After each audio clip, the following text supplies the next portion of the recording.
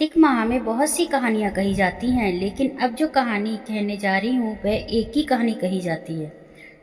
कार्तिक मास तुलसा माता की सेवा का महीना होता है और इस पे तुलसा माता के सामने कहानियाँ कही जाती हैं। एक ब्राह्मण और ब्राह्मणी थे। वो 7 कोस दूर गंगा जमुना स्नान करने जाते थे। रोज इतनी दूर आने जाने से ब्राह्मणी थक जाती थी।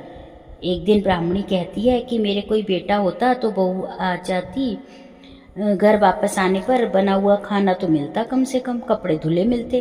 ब्राह्मण कहता कि तूने भली बात बताई, चल मैं तेरे लिए बहू ला ही देता हूँ। फिर ब्राह्मण बोला, एक पोटली में थोड़ा सा आटा बांध दे, उसमें थोड़ी सी मोहर असरफी डाल दे। उसने पोटली बांध दी और ब्राह्मण पोटली लेकर चल दिया। चलते चलते कुछ ही दूर एक गांव में जमुना जी के किनारे बहुत सारी सुंदर लड़कियां अपने घर बनाकर खेल रही थी। उनमें से एक लड़की बोलती है, मैं तो अपना घर नहीं बिगाड़ूंगी, मुझे तो रहने के लिए घर चाहिए। उसकी बात सुन ब्राह्मण के मन पर वही लड़की छा गई और मन ही मन सोचने लगा कि बहू बनाने के लिए यही लड़की ठीक रहेगी। जब वो लड़की जाने लगी तो ब्राह्मण उसके पीछे हो लिया और जब वह लड़की अपने घर पहुंचती है तो बूढ़ा ब्राह्मण बोला, बेटी कार्तिक का महीना है, मैं किसी के यहाँ खाना नहीं खाता। तुम अपनी माँ से पूछो कि मेरा आटा छानकर 4 रोटी बना देगी क्या। यदि वह मेरा आटा छानकर रोटी बनाएगी तभी मैं खाऊंगा। लड़की अपनी माँ को सारी बात बताती है। माँ कहती है कि बेटी बाबा से कह दे, 4 रोटी में 4 रोटी वह भी खा लेंगे। लेकिन लड़की कहती है, नहीं माँ, बाबा ने कहा है मेरा आटा छान कर ही रोटी बनाओगे तभी वह खाएंगे। तो उसकी माँ कहती है, ठीक है बेटे, जा बाबा से उनका आटा ले आ। और उसने आटा छाना तो उसमें से मोहर असरफी निकलती हैं। वो सोचती है जिसके आटे में इतनी मोहर असरफी हैं उसके घर में ना जाने कितनी मोहर असरफी होंगी। जब ब्राह्मण रोटी खाने बैठा तो लड़की की माँ बोली, बाबा तुम लड़के की सगाई करने जा रहे हो। बाबा बोला कि मेरा लड़का तो काशी पढ़ने गया हुआ है, लेकिन अगर तुम कहो तो मैं खांड कटोरे से तेरी लड़की को ब्याह कर साथ ले जाऊं। लड़की की माँ बोली, ठीक है बाबा, और वह ब्याह कर ले आया। घर आकर बोला, रामू की माँ दरवाजा खोल कर देख, मैं तेरे लिए बहू लेकर आया हूँ, आकर बहू का स्वागत सत्कार कर। ब्राह्मणी बोली, दुनिया तो ताने मारती मारती अब तू भी मार ले। हमारे तो 7 जन्म तक कोई बेटा बेटी नहीं है और तो बहू कहाँ से आएगी। ब्राह्मण बोला, ना तू दरवाजा तो खोल। ब्राह्मणी ने दरवाजा खोला तो सामने बहू खड़ी देखी तो वो आदर सत्कार से बहू को अंदर ले गई। अब जब ब्राह्मण ब्राह्मणी नहाने जाते तो बहू घर का सारा काम करके रखती, खाना बनाती, सास ससुर के कपड़े धोती, रात में उनके पैर दबाती। इस तरह काफ़ी समय बीत जाता है। सास बहू को सीख देती है कि बहू चूल्हे की आग बुझने ना देना, मटके का पानी खत्म होने ना देना। एक दिन चूल्हे की आग बुझ गई। बहू भागी भागी पड़ोसन के घर गई और बोली, मुझे थोड़ी सी आग दे दो, मेरे चूल्हे की आग बुझ गई है। मेरे सास ससुर सुबह 4 बजे से बाहर गए हुए हैं और वे थके हारे वापस आएंगे, मुझे उनके लिए खाना बनाना है। पड़ोसन कहती है, अरे तू तो बावली है, तुझे तो ये दोनों मिलकर पागल बना रहे हैं। इनका ना तो कोई बेटा है और ना ही कोई बेटी है। बहू बोली, नाना आप ऐसे मत बोलो, इनका बेटा काशी बनारस पढ़ने गया हुआ है। पड़ोसन फिर बोली, अरे तुझे ये झूठ बोल कर लाए हैं, इनका कोई बेटा नहीं है। अब बहू पड़ोसन की बातों में आ गई और कहने लगी, अब आप ही बताओ मैं क्या करूं। पड़ोसन कहने लगी, करना क्या है, जब सास ससुर आएंगे तो जली फूकी रोटी बना देना, अलूनी बलूनी दाल बना देना, खीर की कड़छी दाल में और दाल की कड़छी खीर में डाल देना। बहू पड़ोसन की सारी सीख कर अपने घर आ गई और जैसा पड़ोसन ने बताया वैसा ही उसने किया।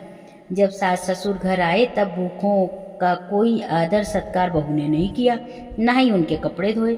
जब सास ससुर को खाना दिया तो सास बोली, बहू ये जली फुटकी रोटी क्यों है और दाल भी अलूनी क्यों है। बहू पलटकर जवाब देती है, आज यही खाओ तुम अगर आज ये ऐसा खाना खा भी लोगे तो तुम्हारा तो कुछ भी नहीं बिगड़ेगा, मुझे तो जीवन भर अनूठी ही रहना है। बहू की बातें सुनकर सास बोली, आज तो बहू ने अच्छी सीख नहीं सीखी है। अब बहू फिर से पड़ोसन के घर भागती है और कहती है कि अब आगे बताओ मुझे क्या करना है। पड़ोसन बोली, अब तुम 7 कोठों की चाबी मांग लो। अगले दिन जब सास जाने लगी तो बहू अड़ गई कि मुझे तो 7 कोठों की चाबी चाहिए। तो ससुर कहने लगा कि दे दो इसे चाबी, आज नहीं तो कल इसे ही तो चाबी देनी है, हम आज हैं कल नहीं, इसलिए चाबी दे दो। सास ससुर के जाने के बाद बहू ने कोठे खोल कर देखे तो किसी में अन्न भरा है, किसी में धन भरा है, किसी में बर्तन भरे हैं, सभी में अटूट भंडार भरे पड़े हैं। जब बहू ने 7वां कोठा खोला तो उसमें महादेव जी, पार्वती जी, गणेश, लक्ष्मी जी, पीपल पतवारी, कार्तिक के ठाकुर, राई दामोदर, तुलसा जी का बिड़वा, गंगा जमुना बह रही है, 36 करोड़ देवी देवता भी विराजमान है और वहीं एक लड़का चंदन की चौकी पर बैठा माला जप रहा है।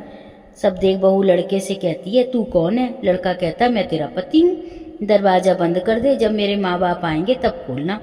सारा नज़ारा देखकर बहू बहुत खुश हुई और नाचने फिरने लगती है। 16 श्रृंगार करके सुंदर वस्त्र पहन ओढ़कर सास ससुर का इंतजार करने लगी। उनके लिए 36 प्रकार के पकवान बनाकर रखे। सास ससुर जब वापस आए तब उसने उनका बहुत आदर सत्कार किया, उनके कपड़े धोए, पैर दबाए। बहू सास के पैर दबाते दबाते कहने लगी कि माँ जी, आप इतनी दूर 12 कोस यात्रा करके गंगा जमुना का स्नान करने जाती हो, थक जाती हो, तो तुम घर में स्नान क्यों नहीं करती हो? बहू की बात सुन सास कहने लगी कि भला गंगा जमुना भी घर में बहा करती हैं क्या? बहू बोली, हाँ माँ जी, बहती हैं, चलो मैं आपको गंगा जमुना दिखाती हूँ। उसने 7वां कोठा खोल कर दिखाया तो उसमें गणेश, लक्ष्मी, महादेव, पार्वती, पीपल पतवारी माता लहरा रही हैं, तुलसा जी भी लहरा रही हैं, कार्तिक के ठाकुर, राई दामोदर, गंगा जमुना बह रही हैं, 36 करोड़ देवी देवता विराजमान हैं और वहीं तिलक लगाए चंदन की चौकी पर एक लड़का माला जप रहा है। माँ ने कहा कि तू कौन है? लड़का बोला, माँ मैं तेरा ही तो बेटा हूँ। बुढ़िया फिर बोली, तू कहाँ से आया? लड़के ने कहा, मुझे कार्तिक देवता ने भेजा है। बुढ़िया कहती है कि बेटा, ये दुनिया कैसे जानेगी, कैसे मानेगी कि मेरा घर का धनी, क्या जानेगी देवरानी जेठानी, क्या जानेगा मेरा अगल बगल पड़ोस कि तू मेरा ही बेटा है। बुढ़िया ने विद्वान पंडितों से सलाह ली तो वे बोले, इस पार बहू बेटा साथ खड़े हो जाएं और उस पार बुढ़िया खड़ी हो जाए। बुढ़िया ने चाम की अंगिया पहनी हुई थी, छाती में से दूध की धार निकले, बेटे की दाढ़ी मूछ भीगे, पवन पानी से गठजोड़ा बंधे तो तब जाने कि वह बुढ़िया का ही बेटा है। उसने ऐसा ही किया। चाम की अंगिया फट गई, छाती में से दूध की धार निकली, बेटे की दाढ़ी मूछ भीग गई, पवन पानी से बहू बेटे का गठजोड़ बंध गया। ब्राह्मण ब्राह्मणी की खुशी का पार न रहा, वे बहुत खुश हुए। कार्तिक के ठाकुर राई दामोदर भगवान ने